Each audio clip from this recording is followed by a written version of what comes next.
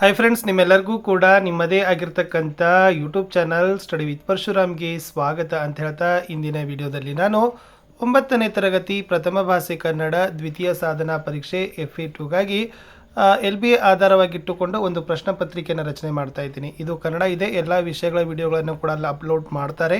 ವಿಡಿಯೋದ description ಬಾಕ್ಸನ್ನು checkout ಮಾಡಿ, ಅಲ್ಲೆಲ್ಲ ಲಿಂಕ್ಗಳನ್ನು ಪೇಸ್ಟ್ ಮಾಡ್ತಾರೆ ಅಂತ ಹೇಳ್ತಾ ಲೈಕ್, ಶೇರ್ ಮತ್ತು ಸಬ್ಸ್ಕ್ರೈಬ್ ಮಾಡೋದನ್ನು ಮಾತ್ರ ಮರೆದಿರಿ. So very most important, comment ಪಕ್ಕ ಹೈಪ್ ಇದೆ, ಹೈಪನ್ನು ಒತ್ತಿ. ಇನ್ನೂ ಯಾರು ಪಾಠದ ಪ್ರಶ್ನೋತ್ತರವನ್ನು ಓದಿಲ್ಲ ಅನ್ನೋರು 9ನೇ ಕನ್ನಡ ಪ್ರಶ್ನೋತ್ತರ ಅಂತಲೇ ಒಂದು ಪ್ಲೇಲಿಸ್ಟ್ ಲಿಂಕ್ ಇದೆ. ಅಲ್ಲಿ ಎಲ್ಲ ಪಾಠದ ಪ್ರಶ್ನೋತ್ತರಗಳಿದ್ದಾವೆ. ಹೋಗಿ ಆರಾಮಾಗಿ ನೋಡಿಕೊಂಡ್ರೂ ಕೂಡ ಎಕ್ಸಾಮ್ಗೆ ಪ್ರಿಪೇರ್ ಆಗ್ಬೋದು.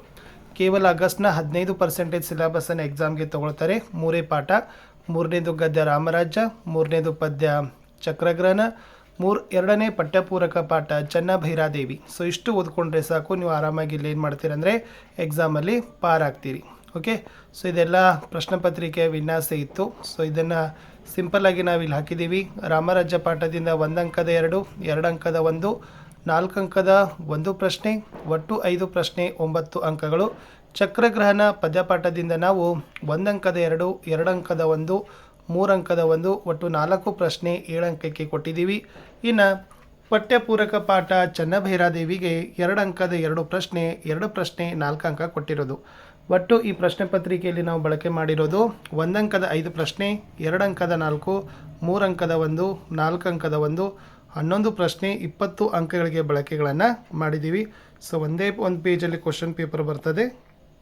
ಸೊ ನಾನು ನಿಮಗೆ ಕೀ ಆನ್ಸರೇ ತೋರಿಸ್ತೀನಿ. ಎಸ್, ದ್ವಿತೀಯ ಸಾಧನಾ ಪರೀಕ್ಷೆ FA2 ಆಗಸ್ಟ್ 2026, ತರಗತಿ 9, ವಿಷಯ ಪ್ರಥಮ ಭಾಷೆ ಕನ್ನಡ, ಅಂಕ 20, ಸಮಯ 40 ನಿಮಿಷ.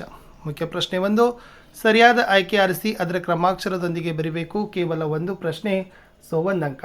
ಪ್ರಶ್ನೆ 2, ಬಣ್ಣಗೆಟ್ಟಿತು ಎಂಬ ಪದ ಈ ಸಂಧಿಗೆ ಉದಾಹರಣೆಯಾಗಿದೆ. ಸೊ A ಲೋಪಸಂಧಿ, P ಆಗಮ ಸಂಧಿ, C ಆದೇಶ ಸಂಧಿ, D ಗುಣಸಂಧಿ. ಸೊ ಇದು ಬಣ್ಣಗೆಟ್ಟಿತು ಅಂತಕ್ಕಂಥದ್ದು ಏನಪ್ಪ ಅಂದ್ರೆ ಗದಬಾದೇಶ. ಸೊ ಗ ಇದೆ. ಸೊ ಹೀಗಾಗಿ ಅದನ್ನ ಏನನ್ಬೋದು, ಆಪ್ಷನ್ C ಆದೇಶ ಸಂಧಿ ಅಂತಕ್ಕಂಥದ್ದು ಉದಾಹರಣೆ ಆಗ್ತದೆ. ಇನ್ನು ಸಂಬಂಧೀಕರಣದಲ್ಲಿ 2 ಪ್ರಶ್ನೆಗಳಿದ್ದಾವೆ. ಪ್ರತಿ ಸರಿಯಾದ ಉತ್ತರಕ್ಕೆ 1 ಅಂಕ, 2 ಪ್ರಶ್ನೆ, 2 ಅಂಕ. ಎಸ್, ಮೂಗಾವುದ ದ್ವಿಗು ಸಮಾಸ ಆದರೆ ಈ ಮನುಷ್ಯ ಅನ್ನೋದು ಯಾವ ಸಮಾಸ ಅಂತ ಕೇಳಿದರು. ಅದು ಗಮಕ ಸಮಾಸ ಅಂತ ಬರ್ತದೆ. ಕೃದಂತ ಇದೆಯಲ್ಲ, ಎಸ್. ಇನ್ನು ಪರೀಕ್ಷಿಸು, ಇದು ಎಸ್ ತದ್ಭವ ರೂಪ ಪರೀಕ್ಷಿಸು ಆಗ್ತದೆ. ಹರುಷದೇನಾಗ್ತದೆ ಅಂತ ಕೇಳಿದರು, ಹರ್ಷ ಅಂತ ಬರ್ತದೆ. ಇನ್ನು 1 ಅಂಕದಲ್ಲಿ ಉತ್ತರವನ್ನು ಬಯಸಲಿಕ್ಕೆ 2 ಪ್ರಶ್ನೆಗಳನ್ನು ಕೊಟ್ಟಿದ್ದೀವಿ. ಪ್ರತಿ ಸರಿಯಾದ ಉತ್ತರಕ್ಕೆ 1 ಅಂಕ, 2 ಪ್ರಶ್ನೆ, 2 ಅಂಕ. ಎಸ್, ಅಮಾತ್ಯರು ಯಾವ ವಿಷಯದಲ್ಲಿ ನಿಪುಣರಾಗಿರಬೇಕು ಅಂತಕ್ಕಂಥ ಪ್ರಶ್ನೆ ಇತ್ತು. ಸರಿಯಾದ ಉತ್ತರ ಅಮಾತ್ಯರು ರಾಜ್ಯಶಾಸ್ತ್ರ ವಿಷಯದಲ್ಲಿ ನಿಪುಣರಾಗಿರಬೇಕು. 5ನೇ ಪ್ರಶ್ನೆ, ಪಾರ್ಥನು ಬಾಣದಿಂದ ಯಾರಿಗೆ ವಂದಿಸಿದನು ಅಂತ ಕೇಳಿದರೆ ಸರಿಯಾದ ಉತ್ತರ ಪಾರ್ಥನು ಬಾಣದಿಂದ ಭೀಷ್ಮರಿಗೆ ವಂದಿಸಿದನು ಅಂತ ಇತ್ತು. ಇನ್ನು 2 ಅಂಕದ 3 ಪ್ರಶ್ನೆಗಳನ್ನು ಕೊಟ್ಟಿದ್ದೀವಿ. ಪ್ರತಿ ಸರಿಯಾದ ಉತ್ತರಕ್ಕೆ 2 ಅಂಕ, ಒಟ್ಟು 3 ಪ್ರಶ್ನೆ, 6 ಅಂಕ. ಪ್ರಶ್ನೆ 6, ಭೀಷ್ಮರು ಕ್ರೋಧಗೊಳ್ಳಲು ಕಾರಣವೇನು ಅಂತಕ್ಕದ್ದನ್ನು ಕೇಳಿದ್ದಾರೆ. ಎಸ್, ಇಲ್ಲಿ ಭೀಷ್ಮರು ಕ್ರೋಧಗೊಳ್ಳಲು ಕಾರಣ ಯುದ್ಧದಲ್ಲಿ ಅರ್ಜುನನ ಬಾಣ ಪ್ರಯೋಗದ ವೈಖರಿಯನ್ನು ಕಂಡ ಭೀಷ್ಮರು ಅರ್ಜುನನನ್ನು ಮೆಚ್ಚಿ ತಾವು ಸಹಬಾಣಗಳನ್ನು ಪ್ರಯೋಗಿಸ್ತಾರೆ. ಆದರೆ ಕೃಷ್ಣ ಅರ್ಜುನನ ಸಾರಥಿಯಾಗಿರುವುದರಿಂದ ಆತನಿಗೆ ಅಪಜಯ ಆಗಲಿಲ್ಲ. ಆದ್ದರಿಂದ ಹೇಗಾದರೂ ಮಾಡಿ ನಾನು ಕೃಷ್ಣನನ್ನು ಗೆಲ್ಲುವೆನೆಂದು ಭೀಷ್ಮರು ಕ್ರೋಧಗೊಳ್ತಾರೆ ಅಂತ ಬರೆದ್ರೆ ಸಾಕು. ಪ್ರಶ್ನೆ 7, ಪೋರ್ಚುಗೀಸರು ಯುದ್ಧಕ್ಕೆ ಸಿದ್ಧವಾಗಿದ್ದ 2 ಉದ್ದೇಶಗಳನ್ನು ಬರೀರಿ ಅಂತ ಕೇಳಿದರು. ಇಲ್ಲಿ ಯುದ್ಧಕ್ಕೆ ಸಿದ್ಧವಾಗಿದ್ದ 2 ಉದ್ದೇಶಗಳೆಂದರೆ ಮೊದಲನೇದು ರೋಸಾರಿಯೋನನ್ನು ಹೊತ್ತೊಯ್ಯೋದು, 2ನೇದು ಚನ್ನಭೈರಾದೇವಿಯನ್ನು ಬಂಧಿಸೋದು. ಸೊ ಇದನ್ನು ನೀವು ಬರೀಬೇಕು. ಇನ್ನು 2 ಅಂಕದಲ್ಲಿ ಎಸ್ 3ನೇ ಪ್ರಶ್ನೆ ಕೇಳಿದರು. ಲೂಯಿಸ್ ಅಟೈಡೆ ಪತ್ರದಲ್ಲಿ ಚನ್ನಭೈರಾದೇವಿಗೆ ಏನೆಂದು ಬರೆದಿದ್ದನು ಅಂತ ಕೇಳಿದರೆ ಇದು ವೆರಿ ಇಂಪಾರ್ಟೆಂಟ್ ಇದೆ. ಎಸ್, ಲೂಯಿಸ್ ಅಟೈಡೆ ಪತ್ರದಲ್ಲಿ ಚನ್ನಭೈರಾದೇವಿಗೆ ಹಾಡುಹಳ್ಳಿ ಗೇರೆಸೊಪ್ಪಗಳ ಮಹಾರಾಣಿಗೆ ಗೋವೆಯ ಗವರ್ನರ್ ಲೂಯಿಸ್ ಅಟೈಡೆಯ ಶುಭಾಶಯಗಳು. ತಾವು ಹೊನ್ನಾವರ ಮತ್ತು ಭಟ್ಕಳ ಬಂದೂರುಗಳಲ್ಲಿ ನಮ್ಮ ಒಪ್ಪಿಗೆ ಪತ್ರ ಪಡೆಯದೆ ಮುಸಲ್ಮಾನರ ಹಡಗುಗಳ ವ್ಯಾಪಾರಕ್ಕೆ ಸಹಕರಿಸುತ್ತಿದ್ದೀರಿ.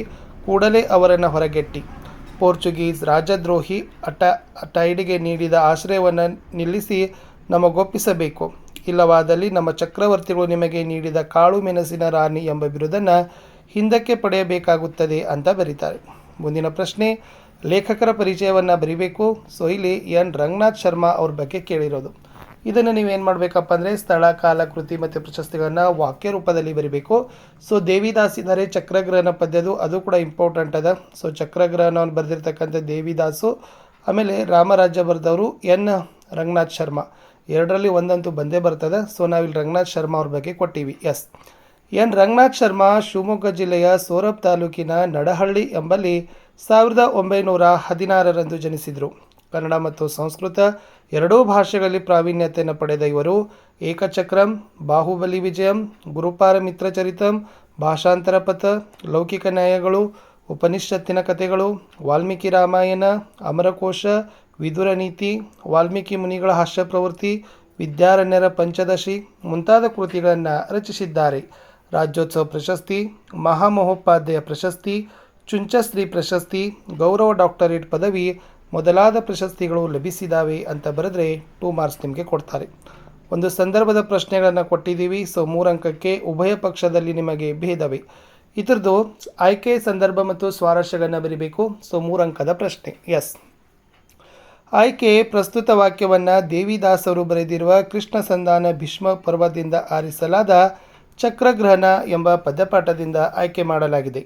ಸಂದರ್ಭ, ಈ ಮಾತನ್ನು ಅರ್ಜುನ ಭೀಷ್ಮರಿಗೆ ಹೇಳಿದನು. ಮಹಾಭಾರತ ಯುದ್ಧದಲ್ಲಿ ತನಗೆ ಎದುರಾಗಿ ನಿಂತ ಭೀಷ್ಮರನ್ನು ನಮ್ಮನ್ನು ರಕ್ಷಿಸಿದ ನೀವೇ ಈಗ ಕೌರವನ ಪಕ್ಕದಲ್ಲಿದ್ದು ಪಾಂಡವರೊಡನೆ ಯುದ್ಧ ಮಾಡುವುದು ಸರಿಯೇ ಎಂದು ಕೇಳೋ ಸಂದರ್ಭದಲ್ಲಿ ಈ ಮಾತು ಬಂದಿದೆ.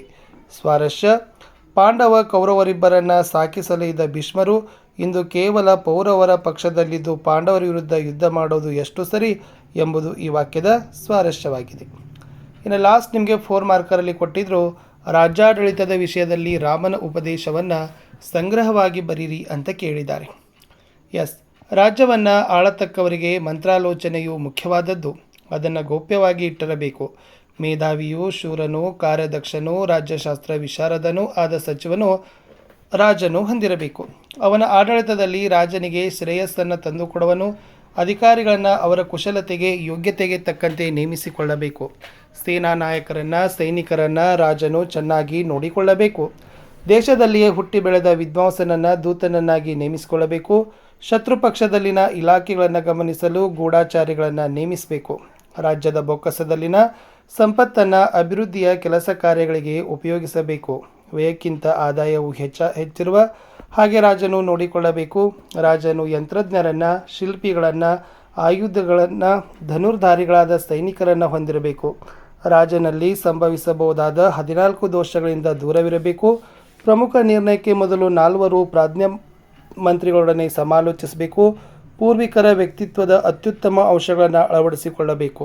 ಬುದ್ಧಿವಂತನಾದ ರಾಜನು ದಂಡಾಧಿಕಾರಿಯಾಗಿ ಧರ್ಮದಿಂದ ಪ್ರಜೆಗಳನ್ನು ಪಾಲಿಸಬೇಕು ಅಂತ ಇತ್ತು. ಇಷ್ಟೇ ಇತ್ತು ಈ ಒಂದು ಕ್ವಶನ್ ಪೇಪರ್. ಇನ್ನೂ 2 ಸೆಟ್ ಕ್ವಶನ್ ಪೇಪರನ್ನು ಹಾಕ್ತೀವಿ, ಅದನ್ನು ಕೂಡ ನೋಡಿ ಅಂತ ಹೇಳ್ತಾ ಲೈಕ್, ಶೇರ್ ಮತ್ತು ಸಬ್ಸ್ಕ್ರೈಬ್ ಮಾಡೋದನ್ನು ಮಾತ್ರ ಮರೆಯದಿರಿ. ಬಾಯ್.